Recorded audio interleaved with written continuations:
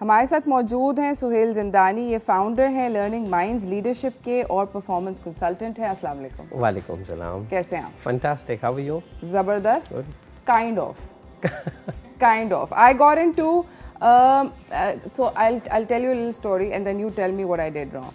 I thought I was having a very rational discussion with somebody at work who's a little bit younger than me.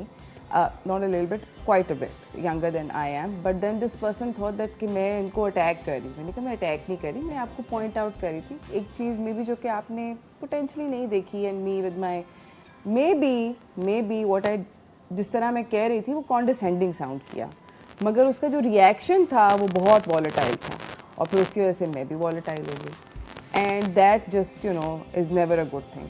Right. आपके ख्याल में गुस्से को क्या दूसरे का गुस्सा ट्रिगर करता है?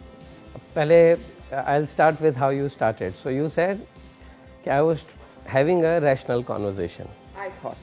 Yeah. तो सबसे पहले तो मसला ये कि वो रैशनल आपके लिए हो सकता है, हो उसके लिए ना हो। Absolutely. और वो गुस्सा जो उसकी तरफ से आया वो हो सकता है उसकी नज़र में समझाने का एक बहुत बेहतरीन तरीका हो, आपकी नज़र में ना हो। ओके, सो टुडे एक तो topic again it's extremely relevant and that's I was also excited to talk about it. देखें ये दो सेगमेंट्स हैं, एंगर और stress, and I am sure दूसरे गेस्ट भी इस पे बात करेंगे। एंगर क्यों होता है? अगर इसको हम उर्दू में देखते हैं ना तो गम और गुस्सा इन दोनों का सोर्स एक ही है।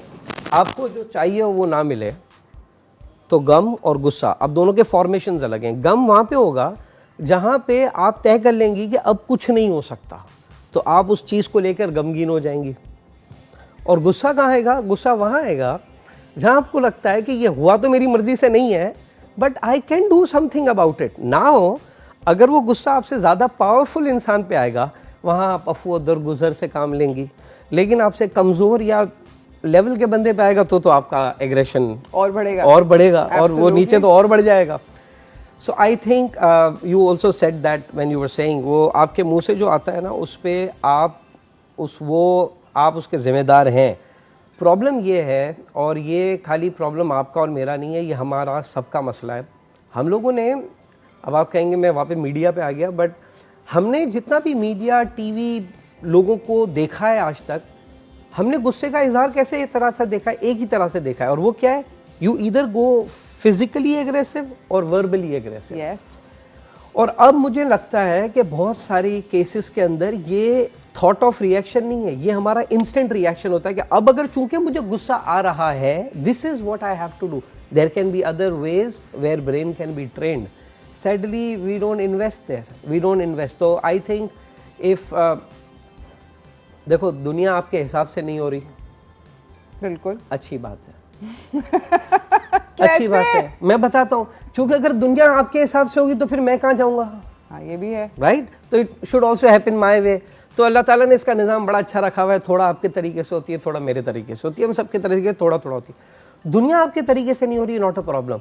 आप अपने तरीके से नहीं हो रही हैं, that's a big problem, very big problem. yeah, the world is not happening your way, okay, you are also not happening your way, that is a disaster। and I think इसमें हम लोग एक सेगमेंट पढ़ाते हैं अपनी trainings के अंदर, inner management का। भाई दुनिया आपके हिसाब से नहीं हो रही है ना, आप अपने हिसाब से हो रहे हैं। मतलब आप देखिए, मैं अगर इस वक्त आपको कहूँ नहीं आपने ये ड्रेस नहीं पहनना चाहिए था, तो आपको फौरन अंदर से रिएक्शन होगा, और जी आप होते कौन नहीं बताने वाले, right? Why? Because I try to alter your physical attribute. कोई हमारे पूरे इमोशनल इकोसिस्टम को हिला के चला जाता है। आपको एक मिनट के लिए भी ख्याल आता है यार ये होता कौन है मेरा मूड खराब करने वाला, जहां मैं मूड खराब नहीं करती। That can be a possible choice, right? Absolutely. But sadly we have not been trained that way. And अब हमें लगता है कि गुस्सा होना, एग्रेशन, हम लास्ट, मुझे याद है अपनी कॉन्वर्जेशन जब मैं यहाँ आया था तो वी वर टॉकिंग कि अगर कोई किसी पे गुस्सा कर रहा है तो ये वो गुस्सा करने वाले की कमजोरी है, क्योंकि अब उसके पास अकल से, दलील से, लॉजिक से, प्यार से बात करने को कुछ नहीं बचा है, वो कुछ भी नहीं बचा है उसके पास।